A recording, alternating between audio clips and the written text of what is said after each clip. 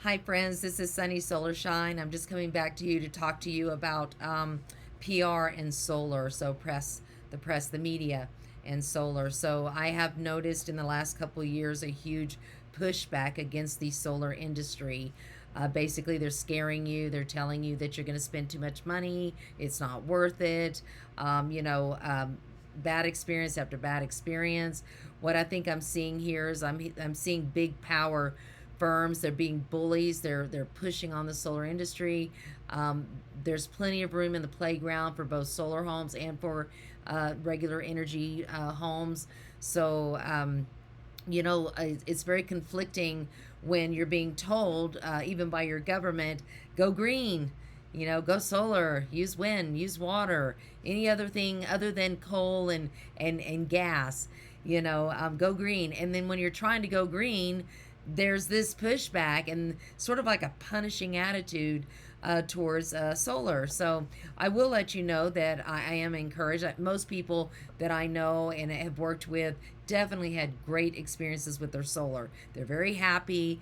They know they did the right thing and they're not being affected by it. But I also every now and then come across a story where somebody's like, "Oh, no way. I'm not getting solar because look at all this over here." So I looked at the stories and I was just appalled that these outlets that I really kind of trust, would say alarming things about the solar industry. One of the stories, which I'm going to put in the description section, says hidden cameras reveal dark side of solar power. What?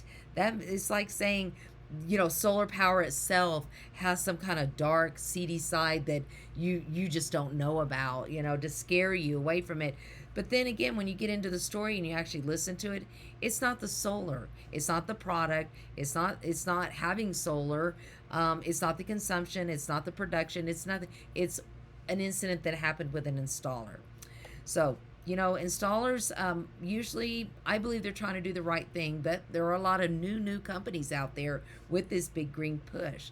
So it's kind of like me going to the doctor and maybe the doctor misdiagnoses me and I go out and tell the world, don't go to doctors ever, don't go to hospitals, don't do any of those things because they're all bad because of this one person over here. So it just doesn't make sense. So most of these outlets really, I think that they thrive on you just reading that headline, and goodness, don't go down to the comments because in the comments they are being corrected. So I know this particular outlet, only 12% of their viewership gave them a thumbs up, and there's nothing that's telling you what the thumbs down is. I'm thinking there's probably the other, probably close to 60 to 70, 80% that saw this story were like, oh no, this is not right. I know in the comments, they're commenting on how deceptive it is. It's clickbait. And there are many stories like this. So you're doing the power companies a favor by producing power for them and selling them your power.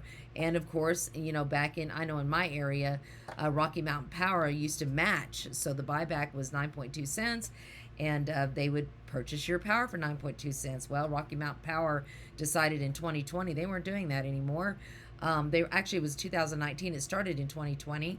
They wanted to only pay 1 cent for your power. So basically, you were going to generate power, give it to them for free, and then they were going to sell you back whatever or sell to the other homeowners powers that you produced. Okay, not fair. My state went to court about it. They won 6 cents. So we lost by 3.2 cents. And many solar companies, what they did is they just expanded the systems a little bit larger just to compensate for that 3.2 cents on the kilowatt, which I think is high standing and a good thing that they did that. But it's just this a pushback, and so big power, they're mad. Many people are very excited about going, energy independent. By most part, you are still on the grid. There are families that install batteries, so at nighttime they draw from their batteries. They even get less power from the grid. But anyway, I just kind of wanted to talk to you about that. And don't let these stories scare you. Get in there and dig. Don't be afraid. You see these stories, don't stop at headlines. Most of those headlines are out there just to catch your attention. You know, they need a story, they need something, and so they're going to try to alarm you.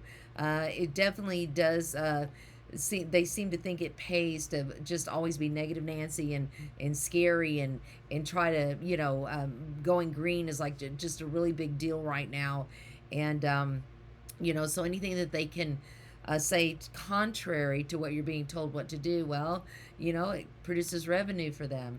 And I think on the backside, I think that big power, I think that they're getting some kind of they're giving incentives for these stories, where I just think that happens. Do you have any real proof of that? No, but I just kind of have a feeling that the media is pretty much spokespeople for interest groups. So nothing stopping them there. So anyway, I don't want this video to go on too long, and I thank you very much for being here. Please, if you have any comments, negative or positive, leave them in the comments. I'm open for all kinds of critiquing, and I am still camera shy, of course, so please bear with me with my shifty eyes while I'm reading my notes and looking at my material. Hopefully I'll get better at it, but I'm here for you, and I definitely have a passion for solar. I believe it's the right way to go. Is solar for everybody? No, probably not, but it's okay if it's for you, or if you have a chance at it, I would say take it. But anyway, you have an awesome afternoon, and we'll talk to you again soon. Bye.